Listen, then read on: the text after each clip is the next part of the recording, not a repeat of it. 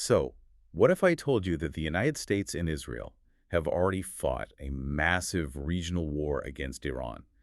And, well, they actually won it, Mhm. but almost nobody even noticed. Yeah, I mean, it sounds completely counterintuitive, right? Yeah, Especially well, when you look at the daily headlines. exactly. It's totally divorced from the public narrative we see right now. Mm. But today, we are taking a deep dive into a geopolitical reality that suggests a massive structural shift has already happened in the Middle East, Right, and this shift is fundamentally altering the global balance of power, the world economy, and, frankly, the price of your next grocery run. which is terrifying, Yeah. honestly.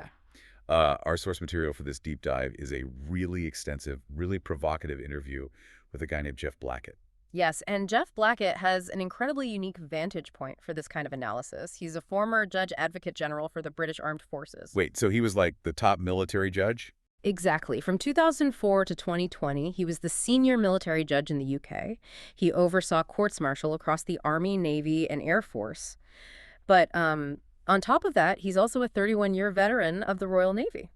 Wow. Okay, so he's not just some academic sitting in a library. No, not at all. He evaluates conflict through this really fascinating dual lens. He has the harsh pragmatism of a battlefield commander, but also the highly technical, meticulous framework of a high court judge.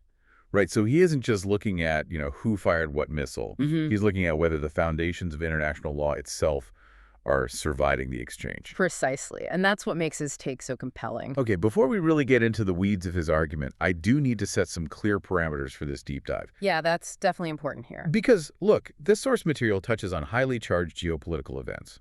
We're talking about active military operations and politicians from across the spectrum, from Donald Trump to Keir Starmer. So we are going to impartially map out the arguments presented in the source. We are not taking sides, we're not endorsing any political viewpoints, and we are not independently validating the legal arguments Blackett makes. Our mission is just to give you the clearest possible picture of the facts, decode the military jargon, and present the strategic ideas from the interview. Exactly.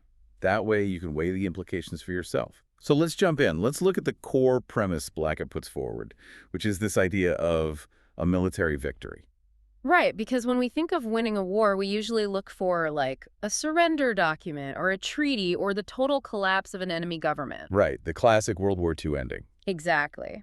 But Blackett argues that if you look strictly at the physical capacity to wage conventional war, the U.S. and Israel have achieved an absolute victory over Iran. Just by systematically dismantling their military infrastructure from the air. Right? Yeah, and the sheer scale of the bombardment he cites is just, it's hard to even wrap your head around.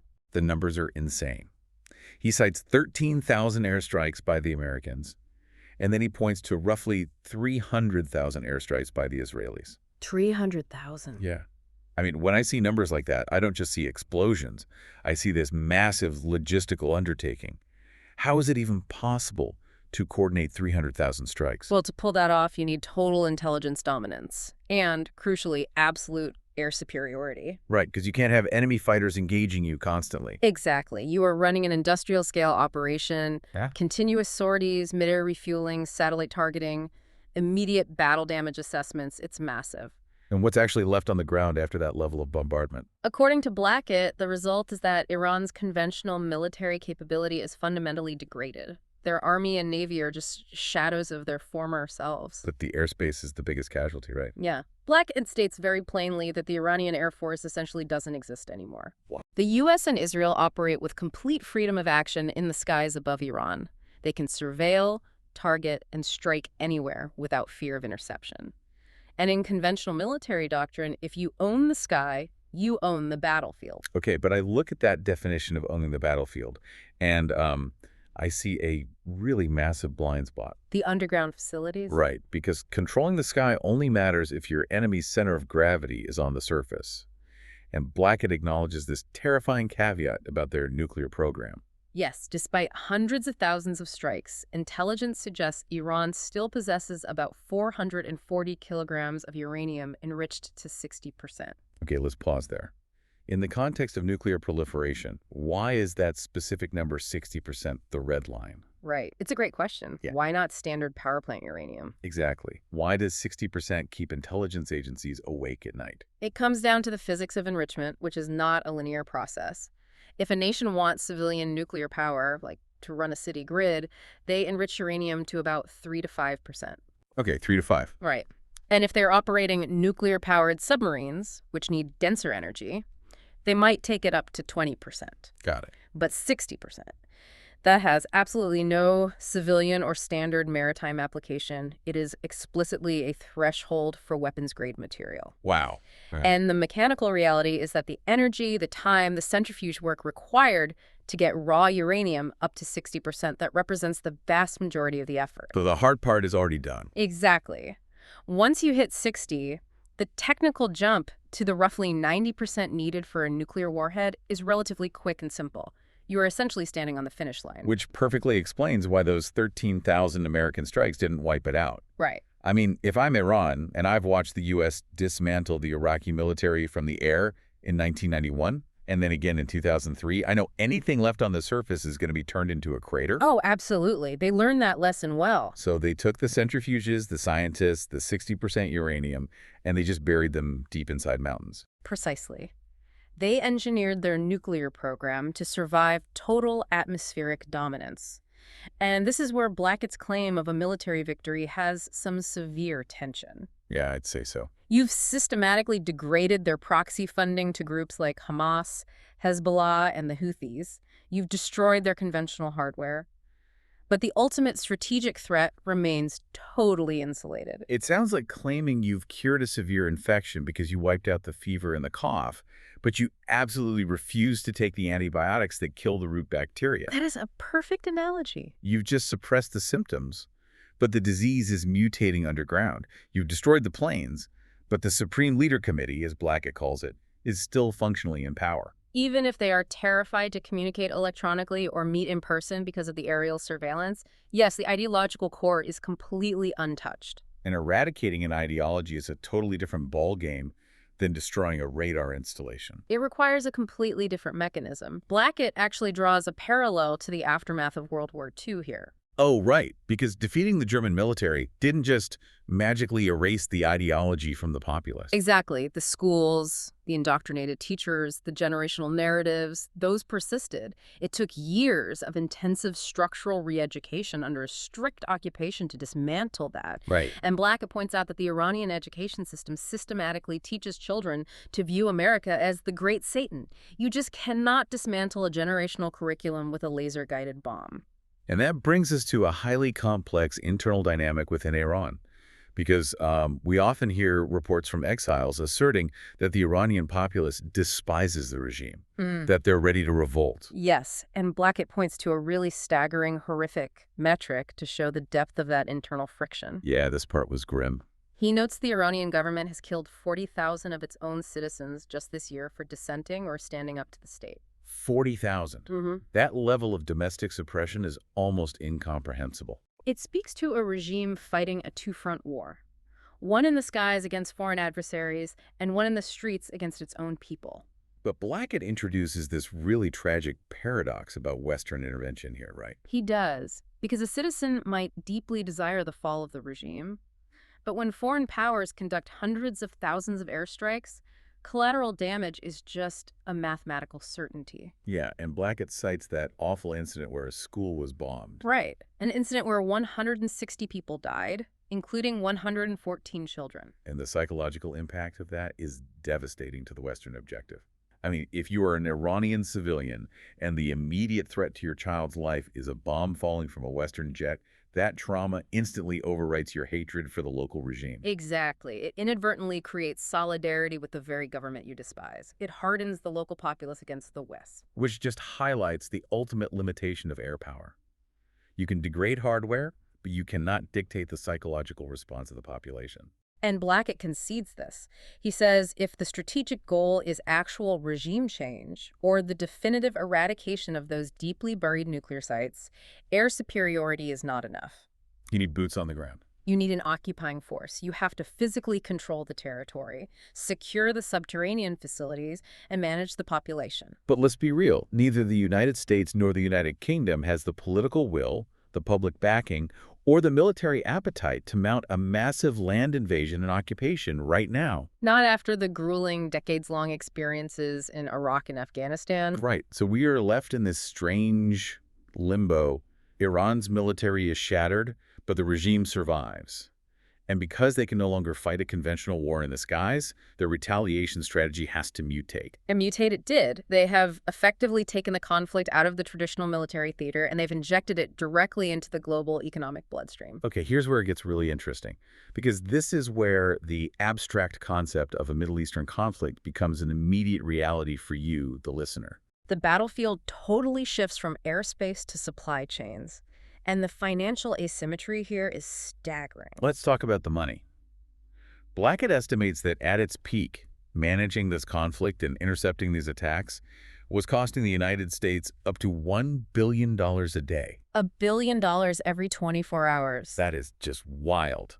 And the mechanism driving that cost is fascinating, because Iran isn't using multi-million-dollar stealth bombers. No, they're utilizing relatively cheap, mass-produced drones and ballistic missiles. Right, so they launch a drone that might cost, what, $20,000 or $30,000 to build? Exactly. And then the United States is forced to intercept it using highly sophisticated naval air defense systems, things like SM-2 or Patriot missiles. Which cost millions of dollars per shot. Millions. Yeah. Plus the burn rate of keeping carrier strike groups fueled and fully operational in the region. The U.S. is just bleeding capital to maintain the status quo. But the most revealing aspect of Iran's strategy, according to the source, is their target selection. Because they didn't just aim these cheap drones at obvious American bases or Israeli military assets. Right. They cast an incredibly wide, seemingly irrational net. The source lists attacks impacting the UAE, Bahrain, Kuwait, Qatar, Saudi Arabia, Jordan, Oman, Iraq, Cyprus, Azerbaijan, Turkey, Syria, and the West Bank. It's a massive list. It looks like someone just threw a dart at a map of the region. Why would a nation whose military is already heavily degraded invite the anger of a dozen neighboring countries? Well, Blacket suggests it was a calculated, albeit cynical, extortion racket. Extortion, how so? The regime's logic was to inflict economic pain and physical chaos on its neighbors to force a diplomatic outcome. The message to the Gulf states was basically, look, we are under attack by the West. If you want your shipping lanes safe and your oil intact, you need to use your diplomatic leverage to force the U.S. and Israel to stop. Oh, wow. So they tried to strong-arm the neighborhood into acting as their human shield? Exactly. But that strategy catastrophically backfired. Big time. Yeah. Instead of driving a wedge between the Gulf states and the West, the shared trauma of these indiscriminate drone attacks pushed these nations into a historic, quiet alignment. Right. Countries that have historically maintained a very strict public distance from Israel suddenly found their intelligence and security interests completely aligned with Israel against a mutual threat. Iran effectively united its neighbors against itself. It was a profound geopolitical miscalculation. However, they did manage to identify and threaten several critical arteries in the global economy. Yes. Blacket specifically points to the Straits of Hormuz and industrial hubs like Ras Laffan in Qatar. Let's talk about Ras Laffan, because the source points out it's a monolithic facility for liquid natural gas, but crucially, it's also a massive hub for global fertilizer production. This is where the geopolitical chess game hits your wallet. A third of the global seaborne fertilizer trade passes through these specific choke points. And when Iran threatens these shipping lanes, they don't even have to sink every ship to cause a crisis, right? Not at all. They just have to create enough risk that the maritime insurance markets in London and elsewhere completely panic. Right. If insurance premiums for cargo ships entering the Gulf skyrocket, or if major shipping conglomerates just refuse to transit the straits altogether, that fertilizer stops moving. And agriculture relies entirely on strict timelines. A disruption in fertilizer shipments today doesn't cause a famine tomorrow. It operates on delayed shockwaves. Meaning, if the global supply of fertilizer drops, farmers have to use less of it or pay exorbitant prices, and by the time the next harvest cycle completes, overall crop yields fall significantly. Exactly. And when the global supply of basic agricultural commodities drops, the price of everything at the grocery store spikes. And we're already dealing with a food security system that is incredibly fragile due to the loss of Ukrainian wheat exports. Right. So the ultimate win for Iran might not be surviving an airstrike. Yeah. The ultimate win might occur months from now at the ballot boxes in the US, the UK, and Europe. Because if Western voters are suddenly paying 30% more for basic groceries, they aren't going to blame complex maritime insurance rates in the Gulf. No, They're going to blame their own political leaders. They're going to blame the cost of maintaining Western global hegemony. Iran is effectively weaponizing inflation to erode the domestic political will of its enemies. Which forces the U.S. to escalate its economic countermeasures. Blacket discusses a proposed strategy by Donald Trump to counter this disruption. Right, the blockade of the blockade. Yes. The proposition is that the U.S. military would step in to forcefully control the transit lanes, stopping any vessels not aligned with U.S. interests, and potentially even demanding a toll for safe passage through the straits. I mean, that would be a complete rewrite of maritime law. Taking an international waterway and turning it into a pay-to-play toll booth backed by carrier strike groups. That is a massive escalation of economic brinkmanship. It is. But it highlights the tension perfectly. If the U.S. is spending $1 billion a day and the global economy is hanging in the balance, the political and legal justification for this conflict becomes the most important question in the room. Right. You cannot sustain that level of disruption without a rock-solid legal mandate. And this brings us to a major fracturing among allied nations regarding the legality of these operations. Blacket highlights a really significant diplomatic rupture between the U.S. and the U.K. Oh, this was wild. UK Prime Minister Keir Starmer actually blocked the United States from utilizing the military base at Diego Garcia for offensive operations in this conflict. Right. And Diego Garcia is an incredibly strategic footprint in the Indian Ocean. Denying its use is a massive statement. And Starmer's rationale was strictly legalistic, right? Yeah. He argued the operations violated international law. Yes. So the UK is effectively stepping away from the operational table on legal grounds. But Blacket, speaking with the authority of a former judge advocate general, vehemently disagrees with the Prime Minister. He argues the conflict is entirely legal. Completely legal. He anchors his defense in Article 51 of the United Nations Charter, which enshrines the inherent right of individual or collective self-defense. And he goes further than just citing the Charter. He points to a specific mechanism, UN Security Council Resolution 2817. Yes, adopted on March 11th. Blacket outlines that this resolution explicitly condemned the missile and drone strikes initiated by Iran and its proxies. It demanded the immediate reopening of the Straits of Hormuz and formally reminded member nations of their rights under Article 51. And the political maneuvering behind that resolution is fascinating. The source notes that Russia and China abstained from the vote. Right, they didn't vote yes, but crucially, they chose not to exercise their veto power. Exactly. And in the language of the UN Security Council, an abstention from a major power is essentially a silent nod. It allowed the resolution to pass, Effectively giving the West a legal green light to act in self-defense without triggering a major diplomatic crisis with Moscow or Beijing. However, establishing the right to self-defense in international law hinges on a very complex legal trigger, the concept of imminence. Imminence. Yes, you are legally permitted to strike preemptively if an attack on your nation is imminent, but the definition of that word is currently tearing the legal community apart. Yeah, because Blacket takes us back to the foundational precedent for this concept, the Caroline case of 1847. The Caroline case. We are talking about legal doctrine established during the era of muskets and steamboats. How does a law from 1847 govern a conflict involving hypersonic missiles and enriched uranium? That is exactly the crisis of modern military law. In the 1840s, an imminent threat meant you could literally stand on a hill and watch the opposing army amassing troops, loading cannons, preparing to march. The temporal reality was obvious. The attack was hours away. Exactly. But Blacket argues that applying an 1847 temporal standard to modern technology is basically suicidal. Right. I mean, if you were dealing with a nation enriching uranium to 60%, what constitutes imminent? Exactly, because if you wait until a nuclear missile is fueled and sitting on the launch pad, if you wait for the 1847 definition of imminent, it's too late. The missile launches, your city is vaporized, and your right to self-defense is utterly moot. So Blackett's legal assertion is that the development of the weapon itself must be categorized as the imminent threat. The act of enriching uranium to a weapons-grade threshold is the attack already in motion. Yes. Therefore, striking those facilities, or degrading the military that protects them, is a fully legal act of preemptive self-defense. But this debate over rules, definitions, and legal frameworks doesn't just happen in high-level UN chambers. It bleeds down into the mud, affecting the psychological reality of the individual soldier. Absolutely. And the source material dives deeply into a highly controversial case that Blacket oversaw, involving a British Royal Marine, Sergeant Blackman, during a deployment in Afghanistan. The Blackman case. Yes, this is a stark illustration of how the strict rules of the Geneva Conventions clash with the gruesome reality of asymmetric warfare. What exactly happened there, according to the source? According to the details provided, Sergeant Blackman's patrol discovered a Taliban fighter who had been severely wounded by an Apache helicopter strike. Okay.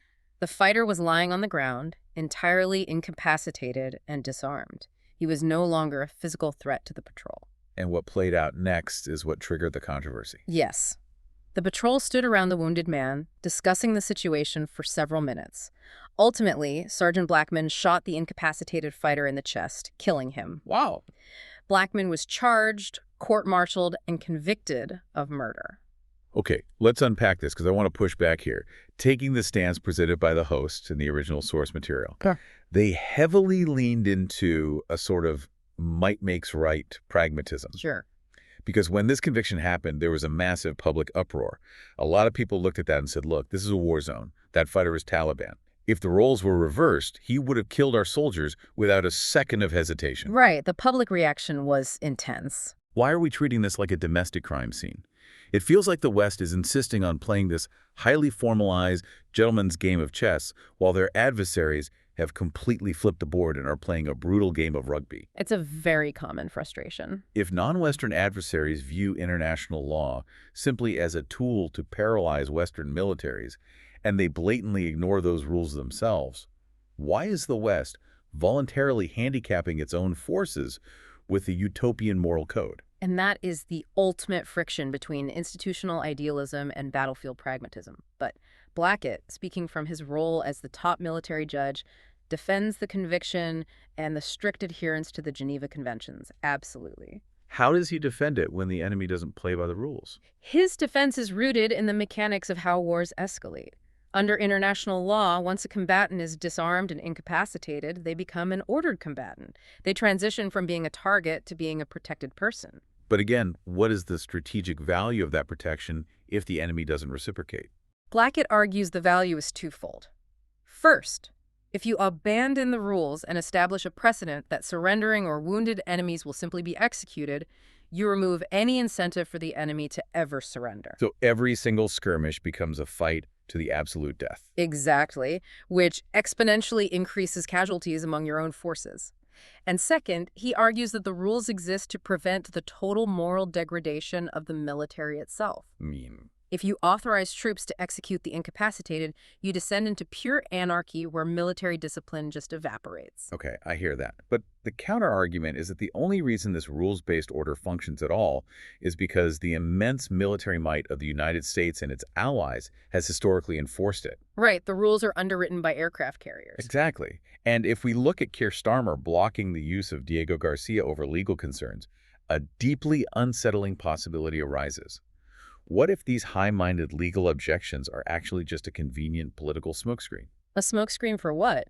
What if the UK is citing international law to stay out of the fight because the terrifying reality is that their military simply doesn't have the hardware, the ships, or the personnel to participate even if they wanted to? Oh, wow. Well, that hypothesis leads directly into Blackett's deeply alarming analysis of the hollowing out of the British armed forces. Yeah, the numbers he provided were shocking. He provides a really stark numerical timeline of decline. When he joined the Royal Navy in 1973, the UK commanded a fleet of roughly 76 frigates and destroyers. 76. Supported by over 100,000 personnel. And what does that footprint look like today? Today, the Royal Navy is down to 13 frigates and destroyers and about 30,000 personnel. Wait, 13 total. Going from 76 major surface combatants down to 13 is not a reduction.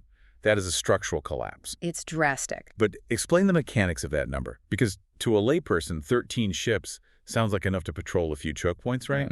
Not in modern naval operations. Navies operate on a strict ratio, often called the rule of three.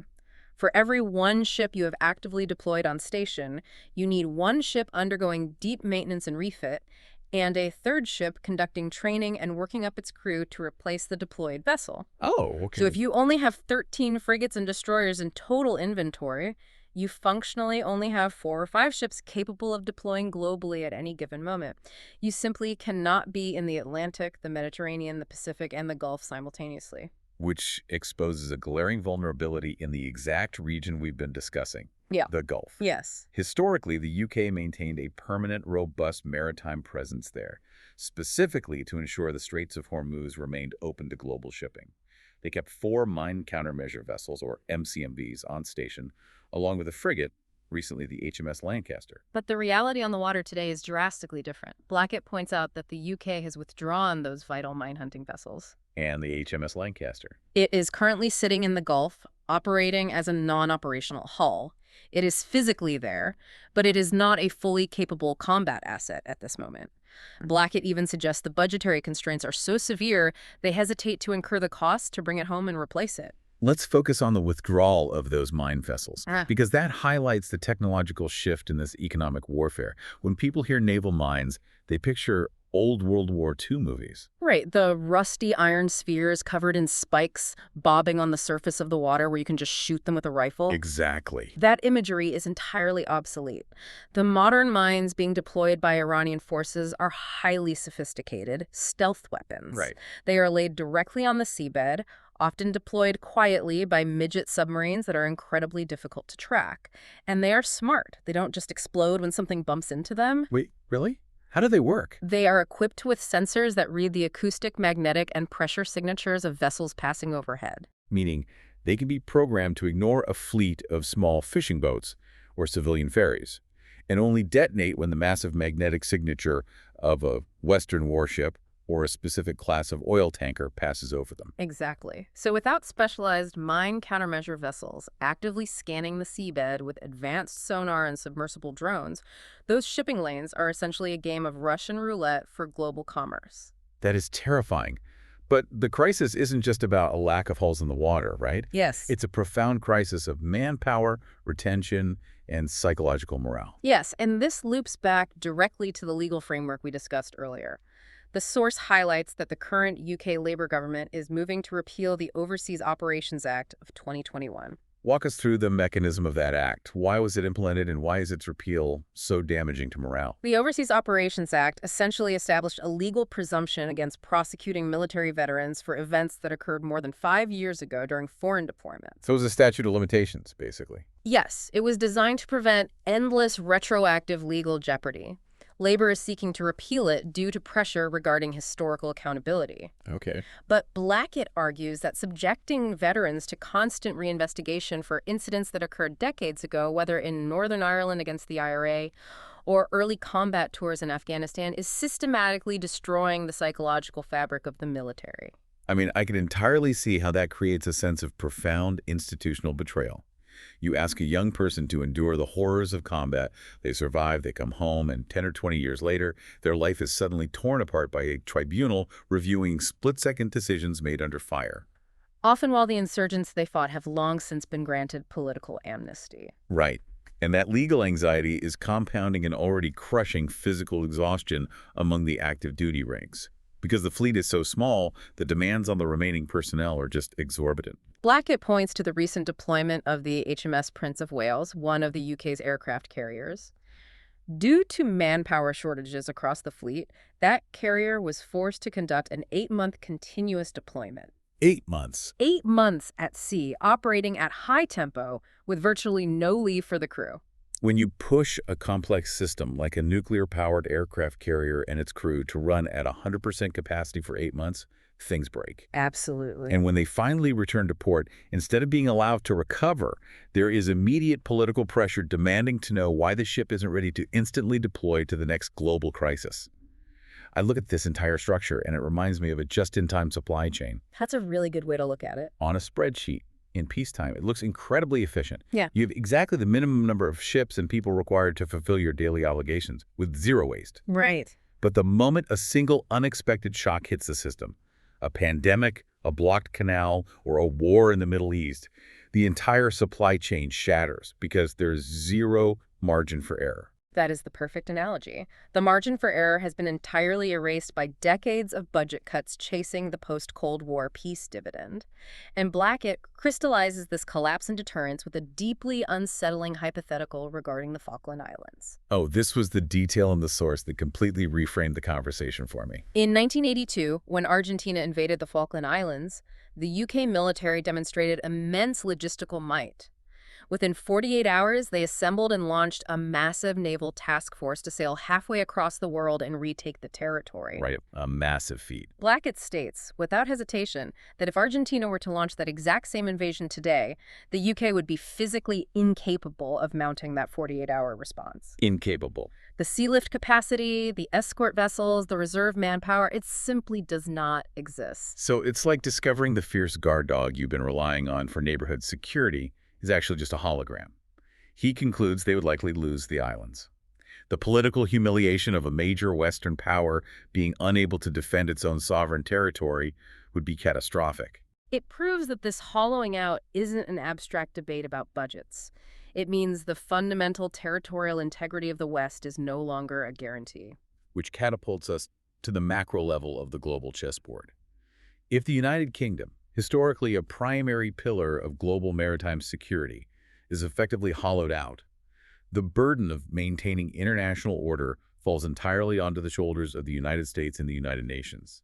And both of those institutions are currently experiencing severe systemic fracturing, while nations like China and Russia monitor the situation closely. Let's examine the American pillar first, specifically the impact of Donald Trump's foreign policy philosophy, as detailed in the source.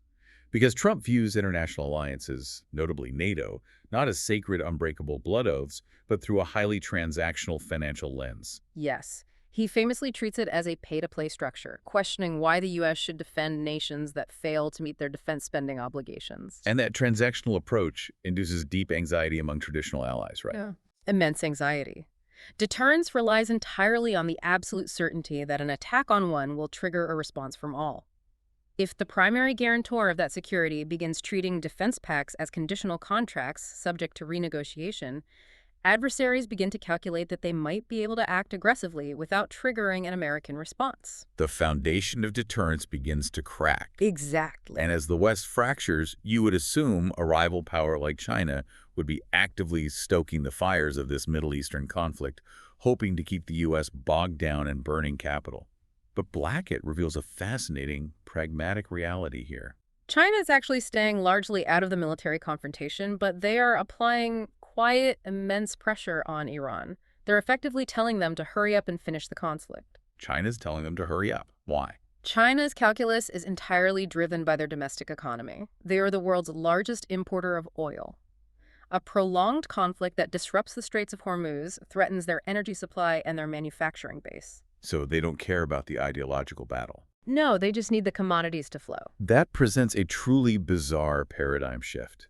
If Western militaries are retreating, and China is the entity pressuring Iran to de-escalate simply because a war is bad for business, are we looking at a future where global peace isn't maintained by democratic ideals, but by the supply chain demands of authoritarian superpowers?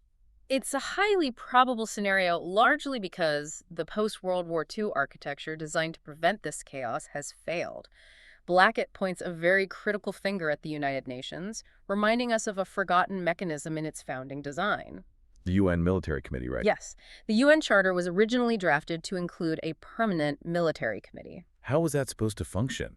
Because right now, UN peacekeepers are essentially observers who can barely defend themselves. The original vision was much more muscular. Member nations were supposed to designate specific Air Force squadrons, naval assets, and ground troops that would remain on permanent standby under the command of this UN military committee. Oh, wow. The goal wasn't just to observe peace, it was to actively enforce it.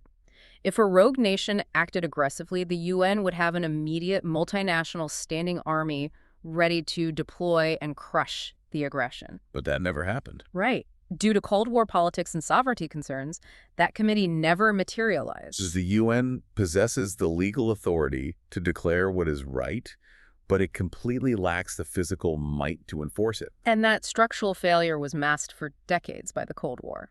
During the Cold War, global stability was ironically maintained by the doctrine of mutual assured destruction. Yeah. Exactly. You had two massive, predictable blocs, the US and the Soviets. They constantly checked each other. And crucially, they kept their respective proxy nations on a tight leash because any regional flare-up could escalate into a global nuclear exchange. But that bipolar architecture has evaporated. We are now in a state of multipolar chaos. Regional powers like Iran or non-state actors like the Houthis feel entirely emboldened to disrupt the global economy because they know neither the UN nor a unified Western coalition has the strength or the political will to decisively stop them. And this global instability is magnified by the severe internal fracturing of the so-called hegemon itself. The source mentions a remarkable detail. International law scholars at Yale University were actively exploring the legal mechanics of the 25th Amendment to potentially remove a sitting United States president. Regardless of where you fall on the political spectrum, the mere fact that elite legal institutions are dedicating resources to mapping out the removal of the commander-in-chief signals an unprecedented level of domestic instability. It does. It projects an image to the rest of the world that the global policeman is sitting in the squad car, violently arguing with itself, while the neighborhood outside is actively burning down. It is the definition of a perfect storm. The physical and military hardware of the West is degraded and exhausted.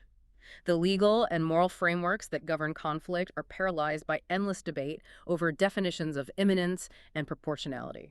And the domestic political will required to project power abroad is crumbling under the weight of inflation and internal division. Exactly. So let's synthesize the massive scope of what we've explored today.